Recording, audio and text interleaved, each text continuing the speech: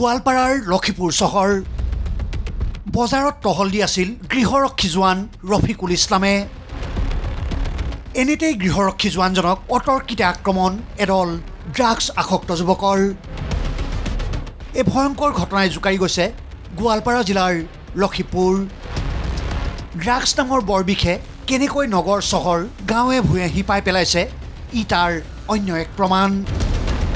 নিশাৰ আন্ধাৰৰ সুযোগ লৈ এটা ড্ৰাগছ আসক্ত যুৱকৰ দলে জঁপিয়াই পৰিল গৃহৰক্ষী জোৱান ৰফিকুল ইছলামৰ ওপৰত। ৪-৫জনীয়া এই দলটোৰ আক্ৰমণত দাঁত ভাগি যায় গৃহৰক্ষী জোৱানজনৰ। আনকি চকুতো গুৰুতৰভাৱে আঘাত পাইছে গৃহৰক্ষী জোৱানজনে। দাঁত চাত পুৰা ভাঙি দিছে এইখিনিতে। দাঁত ভাঙছে না? চকুটা বেয়া কৰিছে? এইটো আপোনালোকে চাই আছে। চকুটা ডাইৰেক্ট এটাক কৰিছে চকুত। প্ৰথমতে এই চকুটো এটা কৰিছে। উল্লেখ্য যে নিশা কৰ্তব্যত আছিল গৃহৰক্ষী জোৱান ৰফিকুল ইছলাম। বজাৰত টহল দি থাকোঁতেই ঘটে এই ভয়ংকৰ ঘটনাটো। শুনক ৰফিকুলৰ মুখেৰেই। ড্ৰাগছৰে কাৰবাৰ কৰা ল'ৰা, মই যিখিনি গম পাইছোঁ। ড্ৰাগছৰ কাৰবাৰ কৰে? কেইজন ল'ৰা আছিল? 4জন? 4-5জন আছিল? 4-5জন আছিল। মোক মানে প্ৰথমতে এই চকুটো মোক বেন কৰি দিল।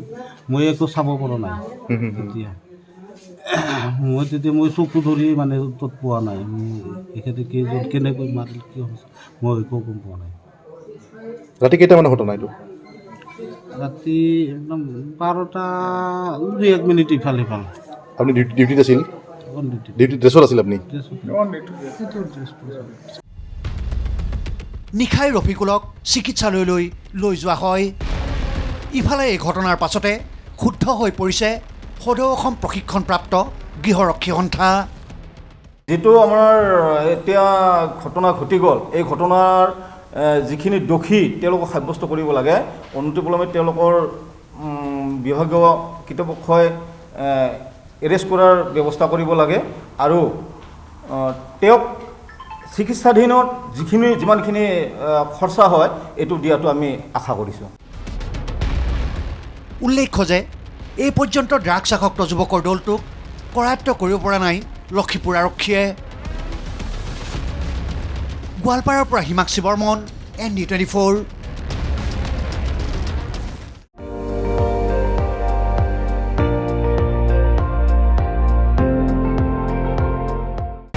আপুনি চাই আছে ND24, সৰ্বশ্ৰেষ্ঠ নহয় সৰ্বোত্তমৰ দৌৰ।